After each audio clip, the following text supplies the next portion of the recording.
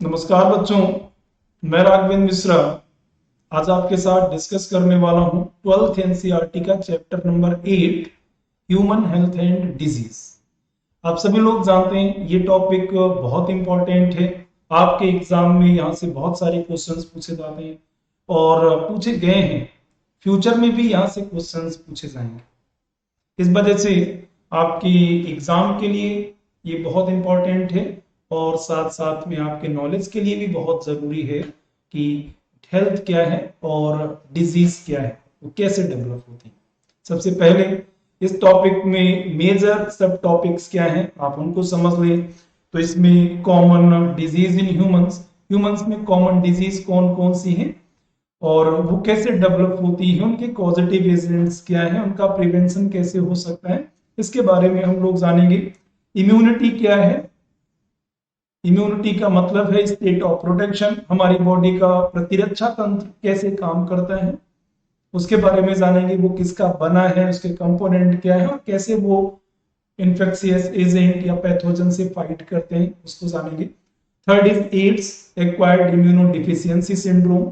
ये एक सिंड्रोम है, कह सकते हैं रिप्रेजेंट एक कलेक्शन ऑफ डिजीज, ये कलेक्शन ऑफ डिजीज को रिप्रेजेंट करता है और ये बीमारी कैसे होती है, लोगों में कैसे ट्रांसमिट होती है, इसके बारे में जानेंगे। कैंसर क्या है, इसके बारे में हम लोग जानेंगे। Drugs and alcohol abuse, drugs और एल्कोहल्स का क्या इफेक्ट है ह्यूमन बॉडी पर और उसका सोशली इफेक्ट क्या है, कैसे हम उससे बच सकते हैं और कैसे जो लोग एडिक्टेड हैं उनको बचाया जा सकता है। हम लोग इन पॉइंट्स को डिस्कस करें। तो ये टॉपिक बहुत अच्छा है, इसमें आपके लिए सोशली एक मैसेज है और आपके एजुकेशन के लिए तो इसमें बहुत सारा, ठीक है, कह सकते हैं बेनिफिट। सबसे पहले हम लोग डिस्कस करेंगे हेल्थ को, कि हेल्थ क्या है। जब हेल्थ को जानेंगे तो ही डिजीज को डिस्कस कर पाएंगे। तो हेल्थ और डिजीज ये दो इंपॉर्टेंट टॉपिक हैं और दोनों का काफी क्लोज रिलेशन है। चलिए आगे बढ़ते हैं और डिस्कस करते हैं हेल्थ के बारे में।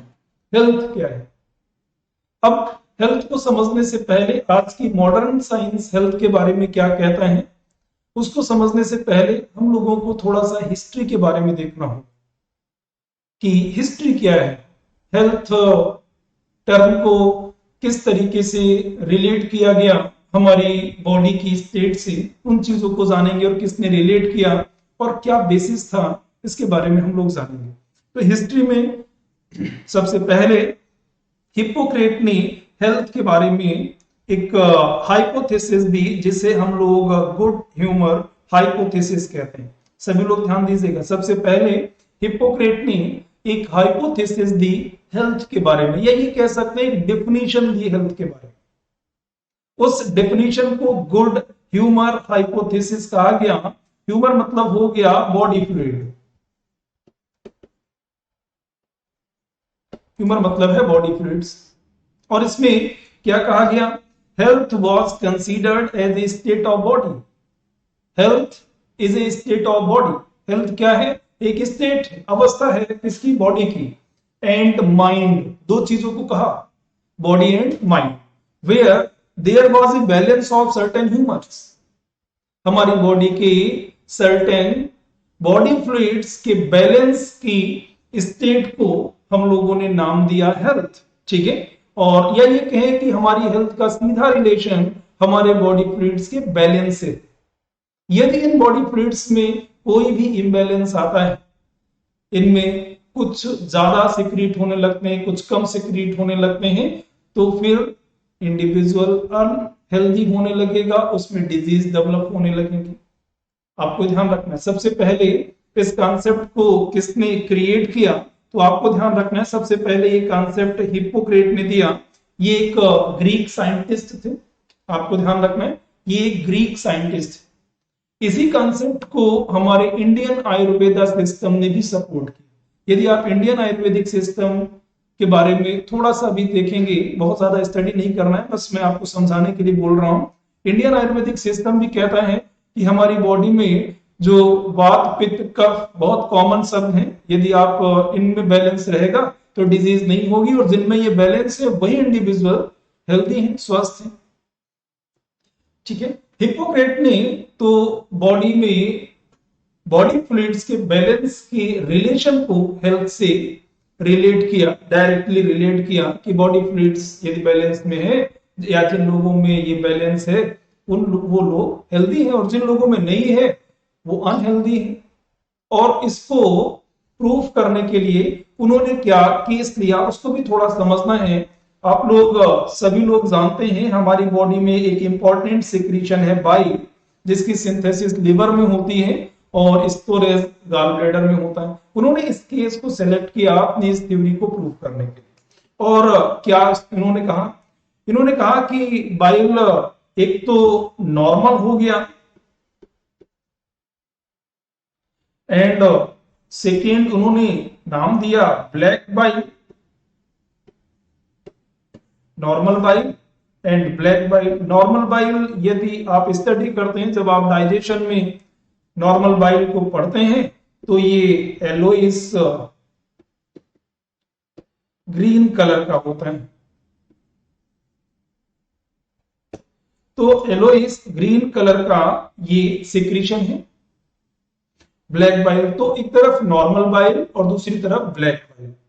उन्होंने ब्लैक बाइल के बारे में कहा कि जिन लोगों में ब्लैक बाइल सिक्रीट होता है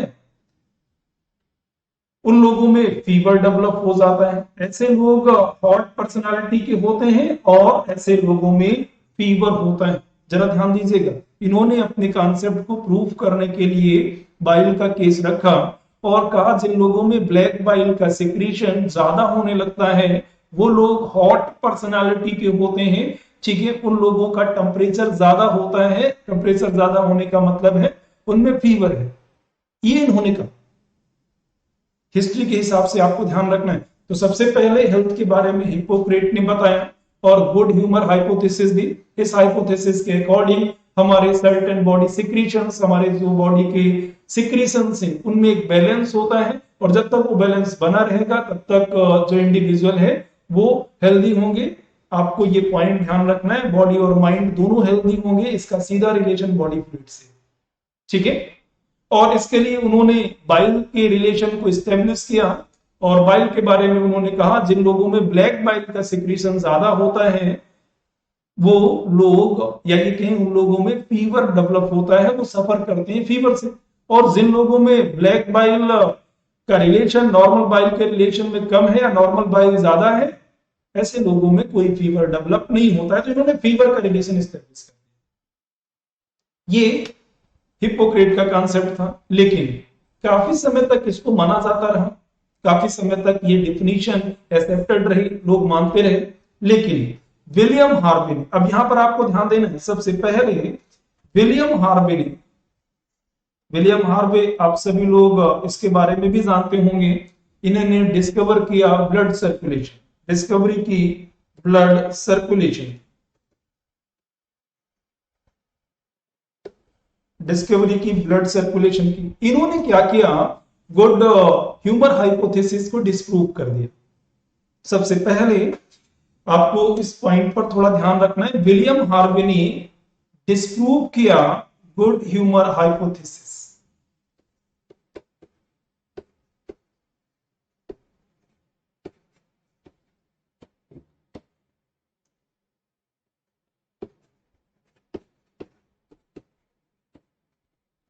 गुड ह्यूमर हाइपोथेसिस को डिस्प्रूव किया किसने?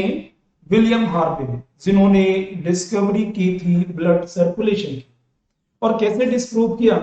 इन्होंने थर्मामीटर यूज करके उन लोगों के बॉडी टेम्परेचर को मेजर किया जिन लोगों में ब्लैक बाइल का लेवल बढ़ा हुआ था।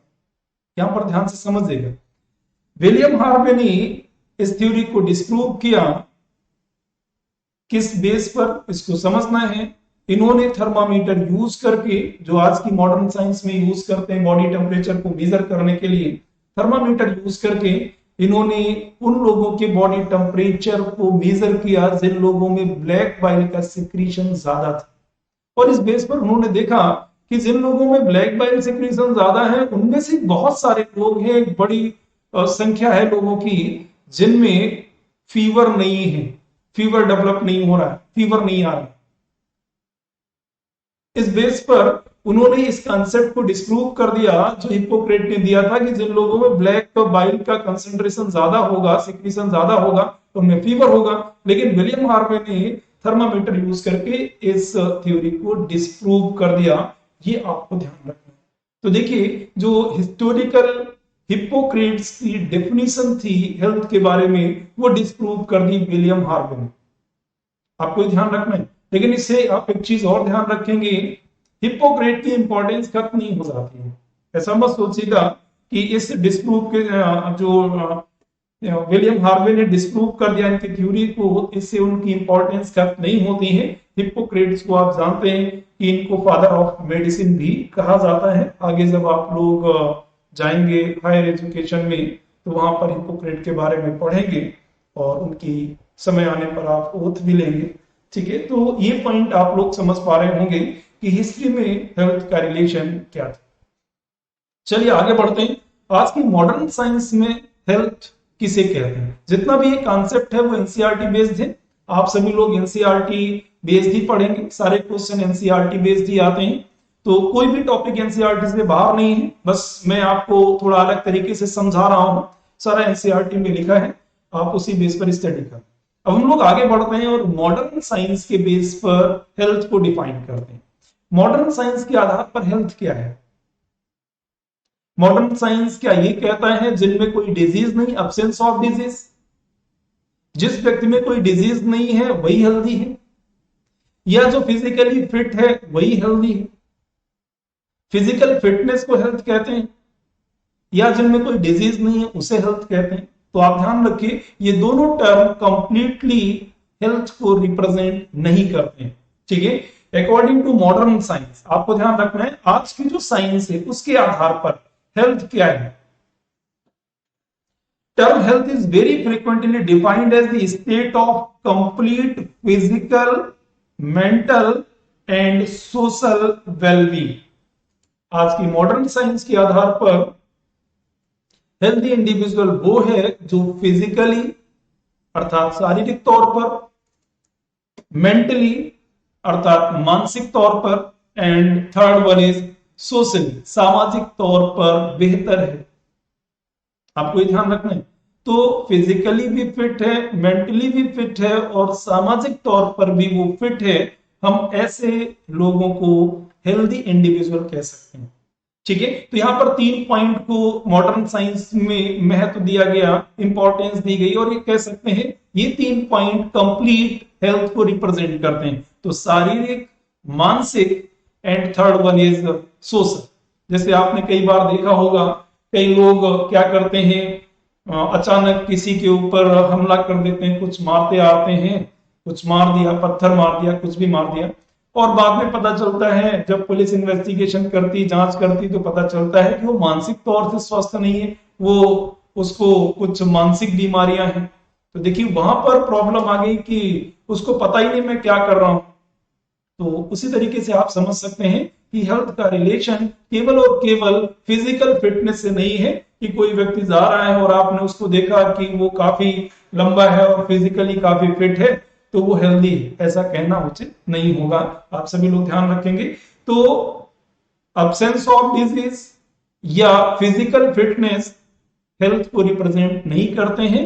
मॉडर्न साइंस के आधार पर जो डिफिनीशन एनसीईआरटी में है, और ये कंप्लीट डिफिनीशन है, आपको ध्यान रखना है कि हेल्थ क्या है। तो हेल्थ एक स्टेट हमारी बॉडी की है जो कंप्लीटली फिजिकल, मेंटल और सोशल वेलबींग को रिप्रेजेंट करता है।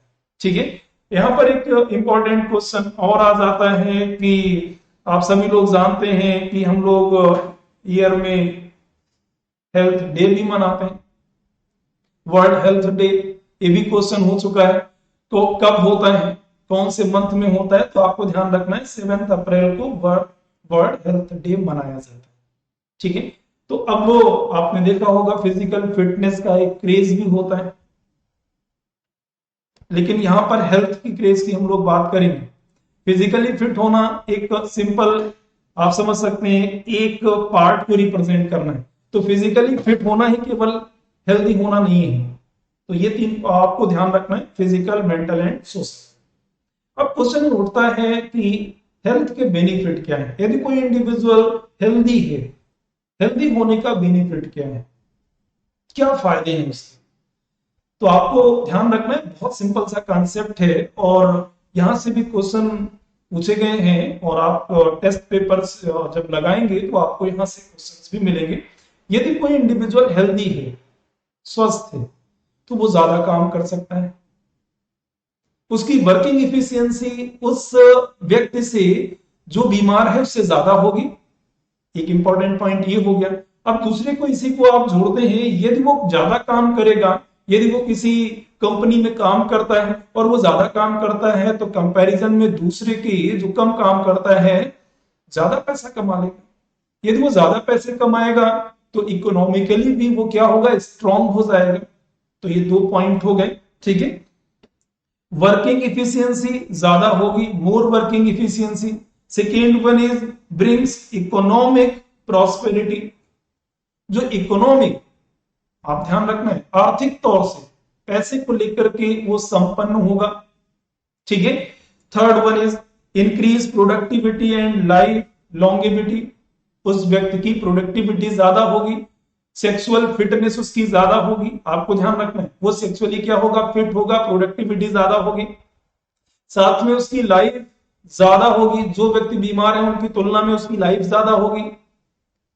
और अगले पॉइंट पर रिड्यूस इन्फांट एंड मैटरनल मोर्टेलिटी। यदि हम फीमेल्स के नजरिए से देखें, यदि वो स्वस्थ हैं तो जो बच्चे पैदा हो रहे हैं उनकी भी डेथ कम होगी और माताओं की डेथ भी कम होगी डिलीवरी के समय।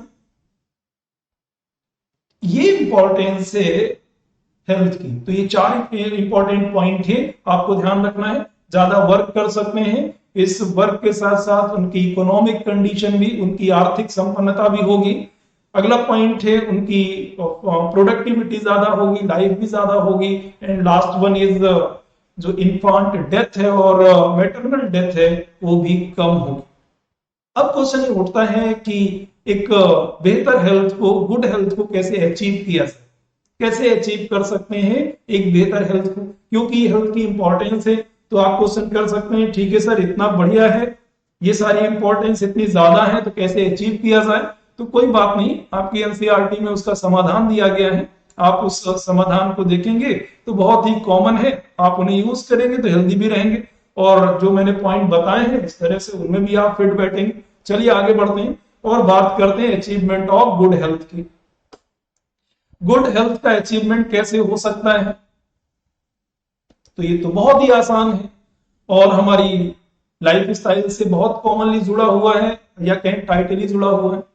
जैसे कि बैलेंस्ड डाइट।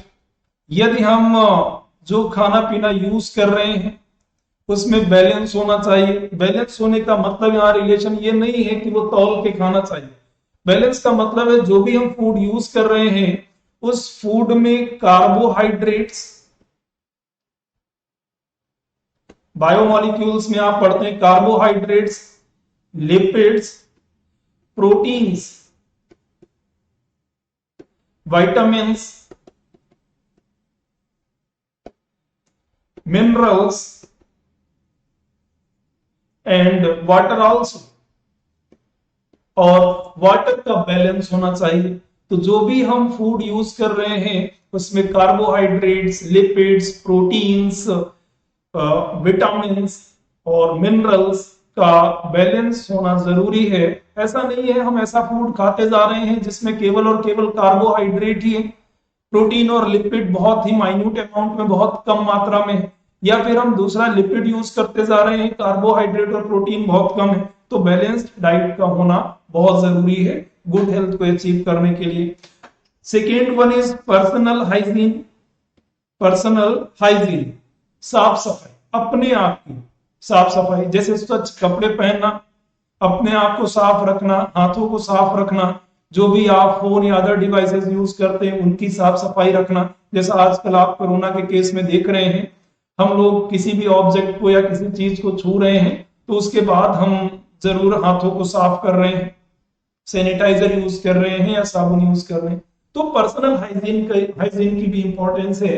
यदि आप उसे यूज नहीं करेंगे तो कई तरह के इंफेक्शंस आने के चांस है जिससे आप बीमार पड़ सकते हैं। तो इसकी भी एक इंपॉर्टेंस है। Regular exercise and yoga, regular exercise करना और योगा करना, इन दोनों से जो हमारी मेंटल हेल्थ है, फिजिकल और मेंटल हेल्थ को अचीव किया जा सकता है। आप ध्यान रखेंगे, फिजिकल और मेंटल हेल्थ को अचीव कर सकते हैं। तो फिजिकल हेल्थ है और मेंटल हेल्थ है, इंपॉर्टेंट रोल है योगा का, इसको अचीव कर सकते हैं। एंड अवेयरनेस, जानकारी होना भी बहुत जरूरी है अपने सराउंडिंग्स की, और बहुत सारे अदर कह सकते हैं डिजीजेस के बारे में या अदर जो प्रोसेसेस हैं उनके बारे में जानना बेहद जरूरी है। तो अवेयरनेस भी बहुत जरूरी है किसी व्यक्ति की हेल्थ की अचीवमेंट के लिए। ठीक है, अब अवेयरनेस के बारे में कैसे, कौन सी अवेयरनेस जरूरी है, तो कुछ कॉमन अवेयरनेस जो आपकी एनसीईआरटी में दी गई है उनको हम लोग डिस्कस कर रहे हैं। जैसे डिजीज के बारे में नॉलेज होना, किसी डिजीज के बारे में ये नॉलेज होना वो कैसे ट्रांसमिट होती है और उसका हमारी बॉडी के ऑर्गन्स और ऑर्गन सिस्टम पर क्या इफेक्ट है। जैसे एग्जाम्पल के बारे में कोरोना की यदि हम लोग बात करें तो थोड़ी सी अवेयरनेस आपको इन्फेक्शन से बचा सकती है। जैसे आप मास्क यूज करें, सैनिटाइजर यूज करें, थोड़ा सा लोगों से दूरी बनाएं, फिजिकल डिस्टेंस मेंटेन करें, तो आप बच सकते हैं। तो ये अवेयरनेस ही तो है। तो एक इंपॉर्टेंट पार्ट है अवेयरनेस का एक बेहतर हेल्थ को अचीव करने के लिए। तो आपको ध्यान रखना है वैक्सीनेशन, वैक्सीन टाइम टाइम पर लेना। अब ये वैक्सीनेशन क्या है, वैक्सीन क्या है, इनके बारे में मैं आपको आगे पढ़ाऊंगा कि वैक्सीन क्या है और वैक्सीनेशन किसे कहते हैं, कौन कौन सी कॉमन वैक्सीन है। और जब आप हायर क्लास में जाएंगे तो वैक्सीन डिजाइनिंग के बारे में भी आप पढ़ेंगे, कैसे वैक्सीन डिजाइन की जाती है। जैसा आजकल आप देख रहे हैं कई सारी वैक्सीन ट्रायल होकर के मार्केट में आ रही है। Proper disposal of waste, waste का प्रॉपर डिस्पोजल होना, जो वेस्ट है चाहे वो बायोलॉजिकल हो या फिर कोई फिजिकल वेस्ट हो, उसका प्रॉपर डिस्पोजल होना। जहां पर हम रहते हैं उनके सराउंडिंग्स में इसको हम लोग अनयूजुअली इसको नहीं फेंक सकते हैं, इसको प्रॉपर डिस्पोज करें, नहीं तो वो हमारे फूड और वाटर के थ्रू या किसी और माध्यम से हमारी बॉडी में आ सकता है और हमें इन्फेक्ट कर सकता है। ठीक है, कंट्रोल ऑफ वेक्टर्स, वेक्टर्स को कंट्रोल करना, जैसे उदाहरण के तौर पर मच्छरों को कंट्रोल करना। कई सारी डिजीज है जैसे कि मलेरिया है, डेंगू फीवर है, ये तो मच्छरों से फैलता है। तो वेक्टर्स को कंट्रोल करेंगे तो भी हम अपनी हेल्थ को मेंटेन कर सकते हैं। ठीक है, maintenance of hygienic food and water resources, जो हमारे फूड और वाटर के रिसोर्सेज हैं उनको मेंटेन करना, उनको भी हमें ये देखना है कि वो साफ सफाई वहां रहे, जो भी हमारे रिसोर्सेस। जैसे पहले लोग नदियों का पानी पीते थे क्योंकि उस समय नदियों में बहुत ज्यादा पॉल्यूशन नहीं था, वहां पॉल्यूशन ना के बराबर था। लेकिन क्या आज हम लोग नदियों का पानी पी सकते हैं?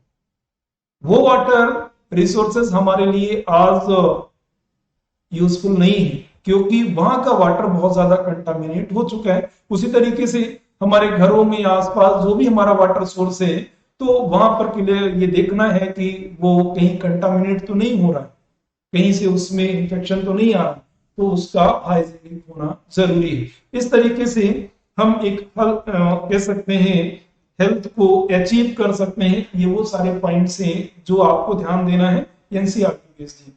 ठीक है, ये अचीवमेंट हो गया गुड हेल्थ का। आगे चलते हैं और बात करते हैं। ठीक है, ये तो हेल्थ की बात हो गई और इसमें हम लोगों ने हेल्थ क्या है और उस हेल्थ में भी हिस्टोरिकल रिलेशन क्या था, मॉडर्न साइंस के बेस पर हेल्थ की डिफिनीशन क्या है उसको हमने जाना। इसके बाद कैसे हेल्थ को अचीव कर सकते हैं, गुड हेल्थ को कौन सी बेसिस पर अचीव किया जा सकता है उसको भी डिस्कस किया। अब आता है कौन से फैक्टर्स हैं जो हेल्थ को अफेक्ट करते हैं। जैसे कि कोई इंडिविजुअल, जो पिछला मैंने टॉपिक आपको बताया अचीवमेंट ऑफ गुड हेल्थ, वो सारी कह सकते हैं जो वहां पर पॉइंट्स दिए हैं या जो मैसेज हैं उनको फॉलो कर रहा है, लेकिन फिर भी वो बीमार पड़ सकता है, बीमारी के कारण हो सकता है। तो कौन से फैक्टर्स हैं जो स्ट्रांगली हमारी हेल्थ को इफेक्ट करते हैं? ठीक है, वन इज जेनेटिक डिसऑर्डर। पहला क्या है? Genetic disorder. आपको ध्यान रखना है, जेनेटिक डिसऑर्डर्स। जेनेटिक डिसऑर्डर्स का मतलब यह है कि इंडिविजुअल खुद अपने आप में उसे में कोई प्रॉब्लम नहीं है, लेकिन प्रॉब्लम उसके जीन्स में है, उसके डीएनए में है, जो उसके पेरेंट्स से उसको मिला है। अर्थात इंडिविजुअल बॉर्न हुआ है जेनेटिकल डिफेक्ट के साथ, उसमें जेनेटिकल डिफेक्ट है और इस वजह से उसमें बीमारी डेवलप हो गई। जैसे समझ लें कोई पेरेंट्स हैं, दो पेरेंट्स हैं, ठीक है, माँ और बाप हैं, और उनके इंसुलिन के जीन दोनों के डिफेक्टिव हैं। दोनों की बॉडी में इंसुलिन का जीन या दोनों के डीएनए में, क्रोमोसोम में इंसुलिन का जीन डिफेक्टिव है। अब जब उनकी प्रोजेनी आएगी, उनके जो बच्चे होंगे, उनमें भी तो डीएनए पेरेंट्स से तो आएगा, तो बच्चों में भी इंसुलिन सिंथेसिस क्या होगा? नहीं होगा, क्योंकि इंसुलिन का जीन तो डिफेक्टिव है। तो इस तरह से बहुत सारी जेनेटिक डिजीजेस हैं जो डेवलप होती हैं due to defect in genes present in chromosomes. जो जीन्स हमारे क्रोमोसोम्स में प्रेजेंट होती हैं, उनमें डिफेक्ट होने की वजह से डिजीज डेवलप होती है। और क्रोमोसोम किससे मिलते हैं, या कहें डीएनए किससे मिला? तो डीएनए तो हमें अपने पेरेंट्स से मिला है। एक पॉइंट आप लोग और समझ लें, जो डीएनए है, डीएनए की ही फोल्डेड स्टेट को क्रोमोसोम कहते हैं, जिसको इस तरीके से हम लोग प्रेजेंट करते हैं। तो क्रोमोसोम और डीएनए अलग अलग नहीं है। जब क्रोमोसोम को हम देखते हैं तो ये हाईली फोल्डेड स्ट्रक्चर है एक डीएनए मॉलिक्यूल। तो आपको इस तरह से ध्यान रखना है। तो ये जेनेटिकल डिसऑर्डर्स होते हैं। आगे हम लोग को, जैसे कि sickle cell anaemia, sickle cell anaemia में आप देखते हैं कि हीमोग्लोबिन जो होता है वो डिफेक्टिव हो जाता है, और उस वजह से हमारी आरबीसी का साइज सिकल शेप हो जाता है, हंसिया की तरह हो जाता है। आपने देखा होगा किसान लोग यूज करते हैं हंसिया, तो उस तरह का शेप हो जाता है, तो हम उसे सिकल सेल एनीमिया कह देते हैं। वो भी एक जेनेटिक डिजीज है। थैलेसीमिया, थैलेसीमिया भी एक जेनेटिक डिजीज है। ठीक है। दूसरा इन्फेक्शन, इन्फेक्शन होना, जैसे कि इन्फेक्शन में बैक्टीरिया, वायरस, फंजाई या कोई भी माइक्रो ऑर्गेनिज्म। यहां पर मैं आज का केस लिख रहा हूं जो आजकल ज्यादा चल रहा है, जिसकी वजह से आप घरों में बैठे हैं, कोरोना। कोरोना वायरस का इन्फेक्शन हो जाए तो कहते हैं कोविड का इन्फेक्शन हो गया। एड्स का इन्फेक्शन हो जाना, तो इन्फेक्शन हो जाना ये दूसरा, ठीक है, फैक्टर है जो हमारी हेल्थ को इफेक्ट करता है। And third one is life style. Third one is life style. Life style, हमारा रहन सहन भी हमारी हेल्थ को इफेक्ट करता है। तो हमें ये 3 पॉइंट को मैं समराइज करता हूं, उस पर आप लोग ध्यान देंगे। एक तो हमें जो जीन्स मिले हैं, यदि उनमें डिफेक्ट है तो हमारी हेल्थ पर इफेक्ट आएगा। दूसरा, यदि हमें कहीं से इंफेक्शन मिल गया है तो हमारी हेल्थ इफेक्ट होगी, ठीक है, इफेक्ट होगी। Third one is life style. यदि हमारा लाइफ स्टाइल बेहतर नहीं है तो भी हमारा हेल्थ इफेक्टेड होगा, ठीक है। अब लाइफ स्टाइल में जैसे food and water, food and water को पहले हम लोग डिस्कस कर चुके हैं, हाइजीन को लेकर के, साफ सफाई को लेकर के। यहां पर थोड़ा सा हम लोग डिस्कस करते हैं, यदि हम टाइम से खाना नहीं खा रहे, खाना खाने का टाइम ही हमारा बिल्कुल अलग अलग है, ठीक है। पानी के लिए पानी जितना सफिशिएंट पीना है उतना नहीं पी रहे हैं, या ज्यादा पी रहे हैं, टाइम से नहीं पी रहे हैं, लेट पी रहे हैं, तो आप इस चीज को समझ सकते हैं कि समय से भोजन लेना और पानी पीना, यदि हम उस समय से नहीं कर रहे हैं, इम्बैलेंस कर रहे हैं, तो भी हमारी हेल्थ इफेक्टेड होगी और हमें गुड हेल्थ को गेन नहीं कर पाएंगे, अचीव नहीं कर पाएंगे। रेस्ट एंड एक्सरसाइज, बहुत ज्यादा रेस्ट ही कर रहे हैं तब भी हम हेल्थ को गेन नहीं कर पाएंगे, या बहुत ज्यादा एक्सरसाइज कर रहे हैं, बहुत ज्यादा एक्सरसाइज करेंगे और रेस्ट नहीं करेंगे तो बॉडी थक जाएगी, और थकने के साथ फिर वो बीमार रहने लगेगी, ठीक है।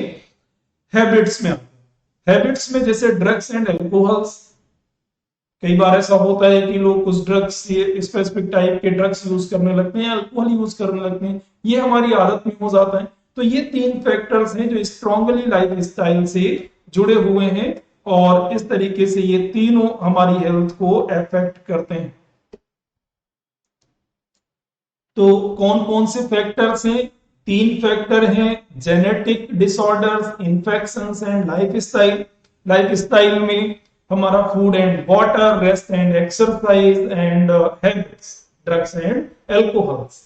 आपको ड्रग्स और एल्कोहल्स के बारे में आप लोग जानेंगे, ठीक है। ये भी हमारे हमारी लाइफस्टाइल के आधार पर हमारी हेल्थ को इफेक्ट करते हैं, ठीक है। ये सिंपल हमारा हेल्थ को इफेक्ट करने वाले फैक्टर्स हो गए। चलिए आगे बढ़ते हैं और बात करते हैं डिजीज की। अभी तक हम लोगों ने बात की हेल्थ क्या है, हेल्थ में हिस्टोरिकल डिफिनीशन क्या थी, मॉडर्न डिफिनीशन क्या है, हेल्थ के बेनिफिट्स क्या थे, एक गुड हेल्थ को कैसे अचीव किया जा सकता है, हेल्थ को कौन से फैक्टर्स अफेक्ट करते हैं, इसके बारे में डिस्कशन किया। ये सारे पॉइंट जो मैंने आपको पीछे डिस्कस किए हैं सारे एनसीईआरटी बेस्ड हैं, उसके बाहर कुछ भी नहीं है, उसके बाहर कुछ भी नहीं है, आपको ध्यान रखना है, ठीक है। बस मैंने उन पॉइंट्स को अलग अलग आपके सामने रखा है जिससे आप बेहतर तरीके से समझ सकें। हमारा टॉपिक है हेल्थ एंड डिजीज, तो हेल्थ के बारे में हम लोगों ने समझ लिया, ठीक है। तो हेल्थ हम लोग समझ चुके हैं, अब बात करते हैं डिजीज। डिजीज क्या है? तो यदि हम हेल्थ और डिजीज में कंपैरिजन करें तो बहुत आसानी से हम डिजीज की डेफिनेशन या डिजीज के रिलेशन को एस्टेब्लिश कर सकते हैं, डिजीज को समझ सकते हैं कि डिजीज क्या है। अब हेल्थ क्या है? जो लोग फिजिकली, मेंटली एंड सोशली बेहतर हैं वही हेल्दी हैं, और जिन लोगों में किसी भी तरह का फिजिकल, मेंटल या सोशल प्रॉब्लम है उन्हीं को हम डिजीज्ड पर्सन कहेंगे,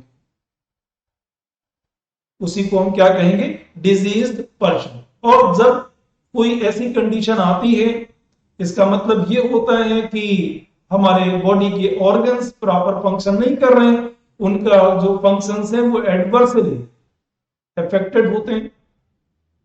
तो इन पॉइंट को आपको ध्यान रखना है कि डिजीज का रिलेशन हेल्थ के रिलेशन से स्टेब्लिश होता है कि डिजीज क्या है, ठीक है। व्हेन, एनसीईआरटी के आधार पर देखिए, when the functioning of one और मोर ऑर्गन्स और सिस्टम्स, organs या organ system of the body is adversely affected, characterized by various sign and symptoms, we say that we are not healthy, that is we have disease। और इस तरह से हमें क्या है, एक डिजीज है। तो जब हम डिजीज की डेफिनेशन की स्टडी करेंगे, इस डेफिनेशन के आधार पर जब हमारी बॉडी के एक ऑर्गन या एक से ज्यादा ऑर्गन या फिर ऑर्गन सिस्टम प्रॉपरली फंक्शन नहीं कर रहा है और उनके फंक्शंस एडवर्सली अफेक्टेड है, अफेक्टेड का मतलब है वो नॉर्मल फंक्शन नहीं कर रहे हैं, और उसको कैरेक्टराइज किया जा सकता है कई सारे साइन और सिम्टम्स के द्वारा। आप समझ रहे हैं? हम ऐसी कंडीशन को अनहेल्दी कंडीशन कह सकते हैं और हम उसी कंडीशन को डिजीज कंडीशन भी कह सकते हैं। जैसे कोरोना के इन्फेक्शन में आप देखते हैं कफिंग और स्नीजिंग होने लगती है, खांसी जुकाम आता है, बुखार आने लगता है, सांस लेने में प्रॉब्लम होने लगती है, तो लंग्स प्रॉपर फंक्शन नहीं कर रहे। कई लोगों में देखा गया है कि बॉडी के दूसरे हार्ट पर भी इफेक्ट आ रहा है। तो आप देखेंगे साइन और सिम्टम्स में फीवर आ रहा है, स्नीजिंग और कफिंग है, खांसी और जुकाम है, सांस लेने में परेशानी है, ये साइन और सिम्टम्स, और इन्हीं के साथ लंग्स और हार्ट प्रॉपर फंक्शन नहीं कर रहे हैं। तो किसी भी डिजीज को कैरेक्टराइज किया जा सकता है कुछ साइन और सिम्टम्स के बेस पर, ठीक है। इस कंडीशन को हम लोग डिजीज कहते हैं, या सिंपली समझ लें जब हमारी बॉडी के कोई ऑर्गन या कुछ ऑर्गन या ऑर्गन सिस्टम नॉर्मली वर्क नहीं कर रहे हैं, ऐसी स्टेट को हम अनहेल्दी स्टेट कहेंगे, और उसी कंडीशन को हम साइंटिफिक टर्म डिजीज से रिप्रेजेंट करते हैं। बहुत ही सिंपल सा ये कॉन्सेप्ट है। अब डिजीज का क्लासिफिकेशन कैसे हो? डिजीज का मतलब है जब हमारे बॉडी की ऑर्गन्स प्रॉपर फंक्शन नहीं कर रहे हैं, फंक्शंस अफेक्टेड है, उस साइन और सिम्टम्स से हम उन कंडीशंस को कैरेक्टराइज करते हैं। अब डिजीज को कैसे क्लासिफाई किया जाए? डिजीज मतलब हो गया बीमारी। बीमारियों को दो ग्रुप में डिवाइड किया जा सकता है। डिजीजेस को बेसिकली दो ग्रुप में डिवाइड किया जा सकता है। ठीक है। और वो ग्रुप बहुत ही आसान है। एक ग्रुप को हम लोग कहते हैं इन्फेक्शियस डिजीजेस,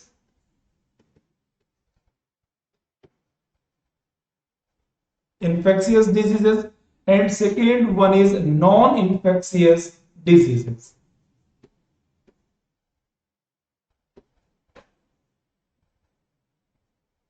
डिजीजेस दो ग्रुप में डिवाइड करी जा सकती हैं, एक हो गई infectious diseases and second one is non infectious diseases. Infectious and non infectious बहुत कॉमन टर्म है और आप कई बार ऐसा बोलते रहे होंगे, ठीक है। अब इन्फेक्शियस डिजीज क्या है? ऐसी बीमारियां जो एक इंडिविजुअल से, एक पर्सन से या एक व्यक्ति से दूसरे व्यक्ति में ट्रांसमिट हो सके, उन्हें हम इन्फेक्शियस डिजीज कहते हैं। Easily transmitted from one person to another, एक पर्सन से दूसरे पर्सन में जो इजिली ट्रांसमिट हो जाए उन्हें हम इन्फेक्शियस डिजीज कहते हैं, उन्हें हम इन्फेक्शियस डिजीज कहते हैं। जबकि दूसरी तरफ जो ट्रांसमिट ना हो, ठीक है, डू नॉट ट्रांसमिट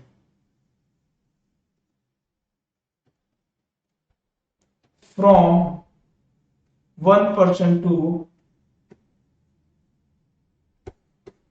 अनदर, दूसरे पर्सन में ट्रांसमिट ना हो, अर्थात एक व्यक्ति में यदि बीमारी है तो दूसरे व्यक्ति में वो ट्रांसमिट नहीं होगी। ऐसी बीमारियों को, ऐसी डिजीजेस को नॉन इन्फेक्शियस डिजीज कहते हैं। दूसरी तरफ इन्फेक्शियस डिजीजेस हैं ऐसी डिजीजेस जो एक व्यक्ति से दूसरे व्यक्ति में फैल सकती हैं, ट्रांसमिट हो सकती, जा सकती हैं, उस बीमारी को हम इन्फेक्शियस डिजीज कहते हैं। और आप जानते हैं इन्फेक्शियस डिजीजेस बहुत ही कॉमन है, मोर कॉमन, ठीक है। अब जैसे कुछ केसेस में आपके सामने रखना चाहूंगा, आप इन पॉइंट को समझ जाएंगे इन्फेक्शियस डिजीज के बारे में।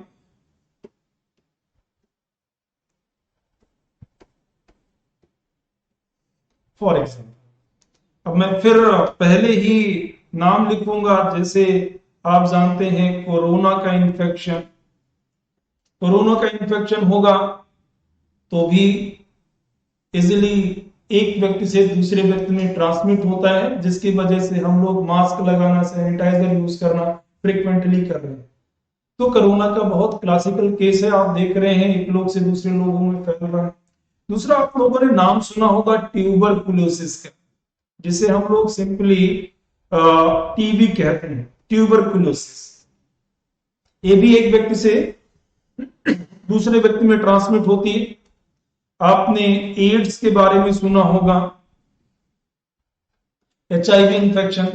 एड्स बहुत इजीली एक व्यक्ति से दूसरे व्यक्ति में ट्रांसमिट होता है। हेपेटाइटिस का इंफेक्शन, ये भी ट्रांसमिट हो सकता है एक व्यक्ति से दूसरे व्यक्ति में। बहुत सारी डिजीजेस हैं जो यहाँ पर इन्फेक्शियस है, एक व्यक्ति से दूसरे व्यक्ति में फैल सकती है। मैं यहाँ पर कॉलरा का केस लिख रहा हूं, कॉलरा का ट्रांसमिशन भी हो सकता है, आपको ध्यान रखना है, ठीक है। ये इन्फेक्शियस डिजीजेस है। अब लोग आप कहेंगे कॉलरा का कैसे हो सकता है, तो आगे आपको जब पढ़ाएंगे तो उसके बारे में बताएंगे, ठीक है, कि कॉलरा का इन्फेक्शन कैसे फैल सकता है, क्योंकि फूड और वाटर के थ्रू है, फूड एंड वाटर। तो यदि कोई कॉलरा इन्फेक्टेड इंडिविजुअल है और वो प्रॉपर हाइजीनिक कंडीशन में नहीं रह रहा है और आप भी उसी कंडीशन में जाकर के वहां पर फूड और वाटर या अदर जो कह सकते हैं ऑब्जेक्ट वगैरह है उनके यूज करते हैं, तो इन्फेक्शन के चांस रहते हैं। दूसरी तरफ नॉन इन्फेक्शियस डिजीज है, अर्थात एक व्यक्ति में यदि कोई डिजीज है तो वो दूसरे व्यक्ति में ट्रांसफर नहीं होगी, ठीक है, उसके कोई चांस ट्रांसमिट होने के नहीं है। ऐसी डिजीजेस को हम लोग नॉन इन्फेक्शियस डिजीज कहते हैं, ठीक है। जैसे आप लोग जानते होंगे, यदि किसी व्यक्ति में डायबिटीज है, जैसे आप अपने घर जा रहे हैं, बस से घर जा रहे हैं, बस में बैठे हुए बगल में भी कोई व्यक्ति बैठा हुआ है और उसको डायबिटीज है, क्योंकि आपको डायबिटीज हो जाएगी, आपको तो डायबिटीज नहीं होगी, उसको है तो उसी के पास रहेगी। इवन उसके बच्चों में नहीं जाएगी, वो किसी के साथ रहता है, खाता है और कपड़े या फूड भी शेयर करता है, तब भी ये डिजीज ट्रांसमिट नहीं होगी। जैसे आपने नाम सुना होगा, बहुत ही कॉमन है अस्थमा, कई लोगों में देखा होगा सांस फूलने की बीमारी होती है, तो क्या कोई व्यक्ति जिसकी सांस फूल रही है, आप उससे बात करने लगेंगे तो क्या आपकी भी सांस फूलने लगे? Third is cancer. कैंसर भी ट्रांसमिट नहीं होता है एक व्यक्ति से दूसरे व्यक्ति में। बहुत सारी बीमारियां हैं, तो ये वो बीमारियां हैं जो एक व्यक्ति से दूसरे व्यक्ति में ट्रांसमिट नहीं होती। जैसे तुमने एक कॉमन बीमारी सुनी होगी, लोगों की आंखों में हो जाती, मोतियाबिंद हो जाता है। तो जिन लोगों को मोतियाबिंद है, यदि आप उनसे बात करेंगे, उनकी आंखों में आंखें डाल के देखेंगे, तो क्या मोतियाबिंद हो सके? ऐसा तो नहीं होगा। तो इस तरह से डिजीजेस को दो ग्रुप में डिवाइड किया, infectious and non infectious diseases. ये डिजीजेस हैं। अब पैथोजेंस क्या होते हैं, आगे हम लोग डिस्कस करने चल रहे हैं। पैथोजेंस क्या है? बहुत ही कॉमन टर्म है, फिर आगे जब पैथोजन पढ़ लेंगे तो फिर डिजीज कॉजिंग पैथोजेंस के नाम पढ़ेंगे, कौन सी डिजीज कॉज करते हैं। ठीक है, तो वो ऑर्गेनिज्म जो हमारी बॉडी में डिजीज कॉज करते हैं, वो ऑर्गेनिज्म जो हमें डिजीज कॉज करते हैं, उन्हें हम पैथोजेंस कहते हैं। ठीक है, वो सभी ऑर्गेनिजम्स जो हमारी बॉडी में डिजीज कॉज कर दें, हमें बीमार कर दें, उन्हें हम पैथोजेंस कहते हैं। अब यहां पर मैं एक केस रख रहा हूं, आपको ध्यान रखना है। एक तरफ मान लेते हैं कि कोरोना है। ठीक है, कोरोना यदि ये वायरस है, आप कहेंगे ये ऑर्गेनिज्म नहीं कह सकते हैं जब तक बॉडी में नहीं जाएगा, तो यहां पर मैं लिख लेता हूं विब्रियो कॉलरा।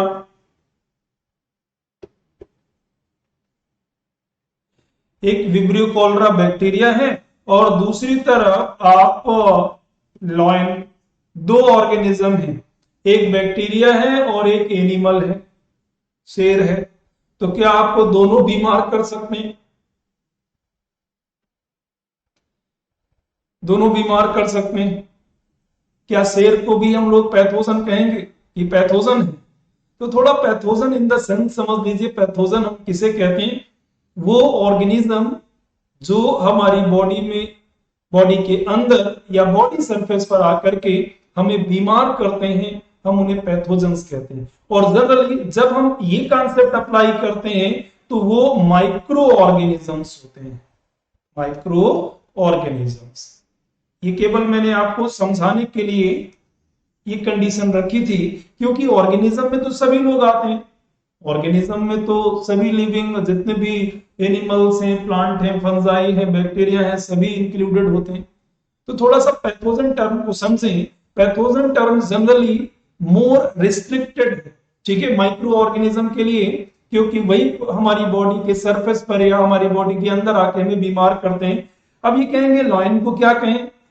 तो आप जानते हैं ये प्रीडेटर है, ये बीमार नहीं करेगा, ये दौड़ा के खा लेगा। बात समझ रहे हैं? ये इंतजार नहीं करेगा कि हम तुम्हारी बॉडी पर बैठ जाएंगे, बीमार करेंगे और देन खाएंगे, ऐसा नहीं। ये तो प्रीडेटर है, ये तो दौड़ा के खा जाएगा। तो आपको इस पॉइंट को समझना है, ठीक है। और यदि हम लोग ह्यूमन की बात करें, wide range of microorganism can cause diseases that belongs to either, यदि हम ह्यूमन की बात करें तो ह्यूमन में डिजीज कॉज करने वाले ऑर्गेनिजम्स बहुत अलग अलग ग्रुप से बिलोंग करते हैं। जैसे आप उनको रख सकते हैं, वो बैक्टीरिया हो सकते हैं, वो वायरस हो सकते हैं, वो फंजाई हो सकते हैं, प्रोटोजोअन्स हो सकते हैं, जैसे कि मलेरिया पैरासाइट, प्रोटोजोअन्स हो सकते हैं और हेलमिंथ हो सकते हैं। ठीक है, तो माइक्रो ऑर्गेनिज्म जो हम में डिजीज कॉज करते हैं वो किसी एक ग्रुप से नहीं होते हैं या एक ग्रुप के नहीं हो सकते हैं। उनमें बैक्टीरिया भी हो सकते हैं, बैक्टीरिया भी बहुत अलग अलग तरह के हैं, वायरसेस हो सकते हैं, फंजाई हो सकते हैं, प्रोटोजोन्स हो सकते हैं और हेलमिंथ हो सकते हैं। ये वो ग्रुप से बैक्टीरिया, वायरसेस, फंजाई, प्रोटोजोन्स और हेलमिंथ की ऑर्गेनिजम्स की आप समझ सकते हैं, या ये कहें कि ये ग्रुप्स हैं जिनके ऑर्गेनिज्म ह्यूमंस में डिजीज कॉज करते हैं। अब यहां पर क्वेश्चन आता है कौन से बैक्टीरिया ह्यूमन में डिजीज कॉज करते हैं। तो ऐसे लिस्ट तो बहुत बड़ी है, लेकिन हम लोग केवल एनसीईआरटी बेस्ड जो भी डिजीजेस हैं उनके बारे में डिस्कस करेंगे और दूसरी और जो इंपॉर्टेंट डिजीज हैं उनको भी थोड़ा डिस्कस कर लेंगे। उसी तरह से कौन कौन से वायरसेस हैं, फेमस डिजीजेस हैं वायरसेस की जो ह्यूमन में डिजीज कॉज करती हैं, वो वायरस कैसे ट्रांसमिट होते हैं, उनकी डायग्नोसिस कैसे करी जा सकती है, फंजाई, प्रोटोजोन्स और हेलमिंथ, इनके बारे में हम लोग वन बाय वन डिस्कस करेंगे। तो जब हम किसी एक ऑर्गेनिज्म, एक ग्रुप को उठाएंगे तो उनमें सबसे पहले डिजीज का नाम लिखेंगे, उसको कॉज करने वाले माइक्रो ऑर्गेनिज्म का नाम लिखेंगे, वो कैसे ट्रांसमिट होता है, डायग्नोसिस कैसे कर सकते हैं, और जो अदर रिलेटेड इंपॉर्टेंट टॉपिक्स हैं जो एनसीईआरटी बेस्ड हैं उनको हम लोग डिस्कस करेंगे।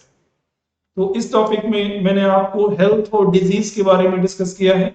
उम्मीद कर रहा हूं आप सभी लोग इसको समझ पाएंगे और यहां तक आप अपनी क्वेश्चन बुकलेट में जाकर के क्वेश्चन सॉल्व कर सकते हैं, क्वेश्चंस को लगा सकते हैं। और आप थोड़ा सा एक इंपॉर्टेंट पॉइंट आपको और ध्यान रखना है, कई बार लोग सोचते हैं बायोलॉजिकल साइंस में, बायोलॉजी में रटना है, कुछ लोग कहते हैं बायोलॉजी को भी समझना है एज ए फिजिक्स, केमिस्ट्री। तो मैं आपसे कहूंगा कि दोनों की इंपॉर्टेंस है। हमें कुछ चीजें मेमोराइज भी करनी पड़ती हैं, हमें उनको बार बार पढ़ना पड़ता है। मेमोराइज करने का मतलब है बार बार पढ़ना पड़ता है, और कुछ कॉन्सेप्ट को भी समझना होता है। तो कॉन्सेप्ट और मेमोरी दोनों का एक कह सकते हैं इंपॉर्टेंट रोल है, दोनों का कॉम्बिनेशन जरूरी है बायोलॉजिकल साइंस की अच्छी प्रिपरेशन के लिए। ठीक है, तो सभी लोगों को गुड इवनिंग। इसी के साथ मैं अपने टॉपिक को यहाँ पर खत्म कर रहा हूँ। अगले टॉपिक में मैं आपको इन्फेक्शंस के बारे में, डिजीजेस के बारे में बताऊंगा, कौन से पैथोजेंस क्या डिजीज कॉज करते हैं उसके बारे में हम लोग स्टडी करेंगे। सभी को मेरा नमस्कार।